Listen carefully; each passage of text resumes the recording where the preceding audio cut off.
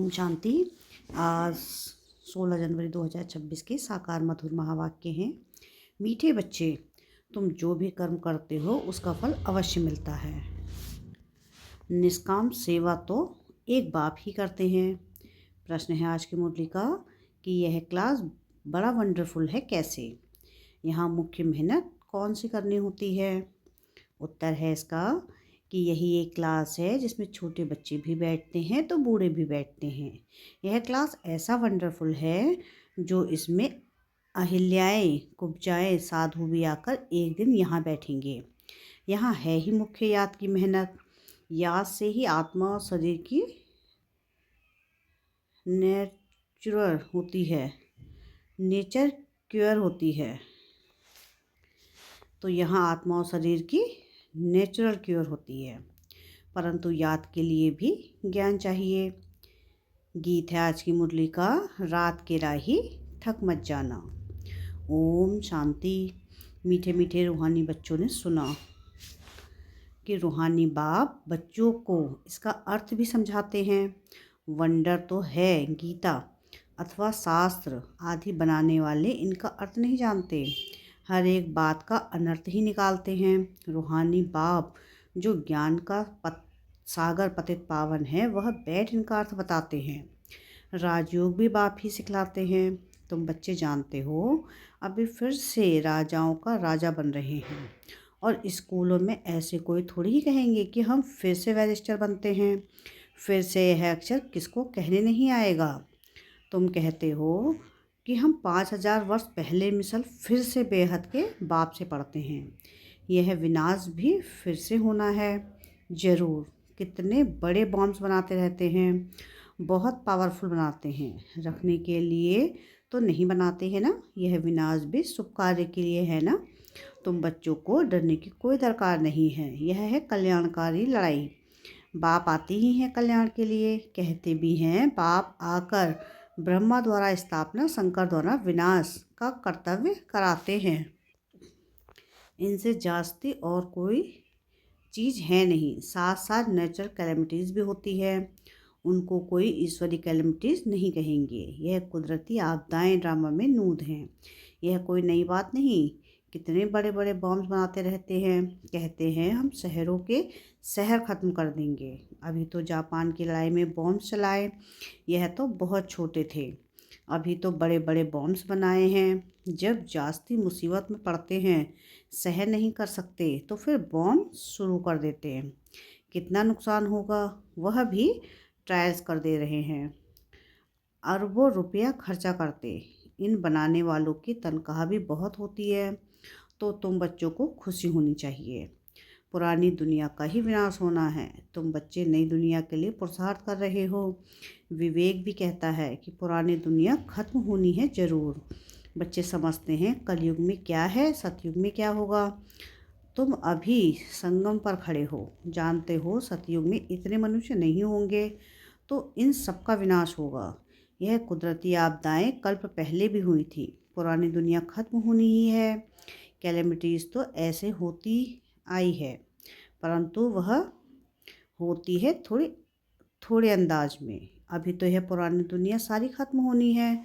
तुम बच्चों को तो बहुत खुशी होनी चाहिए। हम रूहानी बच्चों को परमपिता परमात्मा बाप बैठ समझाते हैं। यह विनाश तुम्हारे लिए हो रहा है। यह भी गायन है। रुद्र ज्ञान यज्ञ से विनाश ज्वाला प्रज्वलित हुई। कई बातें गीता में हैं जिनका अर्थ बड़ा अच्छा है, परंतु कोई समझते थोड़ी ही हैं। वह शांति मांगते रहते हैं। तुम कहते हो जल्दी विनाश हो तो हम जाकर सुखी हों। बाप कहते हैं सुखी होंगे तब सतो प्रधान होंगे। बाप अनेक प्रकार की पॉइंट्स देते हैं। फिर कोई की बुद्धि में अच्छी रीति बैठती है, कोई की बुद्धि में कम। बुढ़ियाएँ समझती हैं शिव बाबा को याद करना है बस। उनके लिए समझाया जाता है कि अपनी को आत्मा समझ बाप को याद करो। फिर भी वर्षा तो पा लेती हैं, साथ में रहती हैं। प्रदर्शनी में सब आएंगे। अजामिल जैसी पाप आत्माओं, गणिकाओं आदि सबका उद्धार होने का है। मेहनत भी अच्छे कपड़े पहन कर आ जाते हैं। मेहतर भी अच्छे कपड़े पहन कर आ जाते हैं।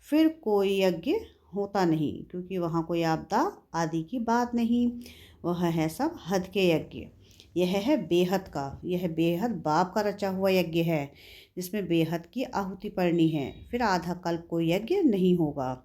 वहाँ रावण राज्य ही नहीं है। रावण राज्य शुरू होने से फिर यह सब शुरू होते हैं। बेहद का यज्ञ एक ही बार होता है। इसमें यह सारी पुरानी दुनिया स्वाहा हो जाती है। यह है बेहद का रुद्र ज्ञान यज्ञ। इसमें मुख्य है ज्ञान और योग की बात। योग अर्थात याद।